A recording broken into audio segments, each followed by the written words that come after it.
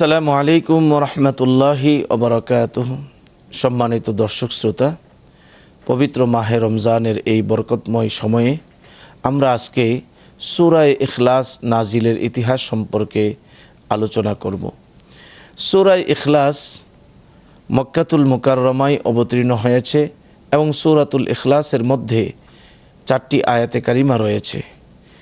এর শানে নজুল হলো কিছু সংখ্যক ইহুদি রাসূল করিম সাল্লাল্লাহু আলাইহি ওয়াসাল্লামের কাছে এসে বলুন আপনার প্রভু কি উপাদানে ঘটিত? আপনার প্রভুর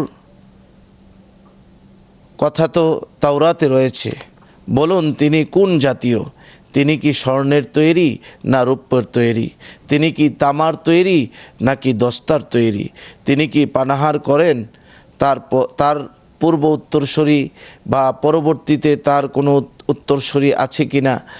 এইরকমভাবে যখন রাসূল করিম সাল্লাল্লাহু আলাইহি ওয়াসাল্লামকে প্রশ্ন করতেছে, তখন আল্লাহ পাক রব্বুল আলামিন তাদের প্রশ্নের জবাবে এই সূরাতুল ইখলাস নাজিল করেন। কুল হুয়াল্লাহু আহাদ আল্লাহুস সামাদ লাম ইয়ালিদ ওয়া লাম ইউলাদ ওয়া লাম ইয়াকুল লাহু কুফুয়ান আহাদ।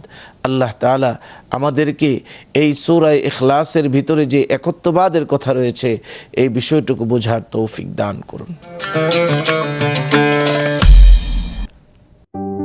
আস্থা, নিরাপত্তা ও প্রগতির সাথে প্রযুক্তির সমন্বয়ে গ্রাহকদের সর্বোচ্চ মানের ব্যাংকিং সেবা প্রদানই কমিউনিটি ব্যাংকের লক্ষ্য।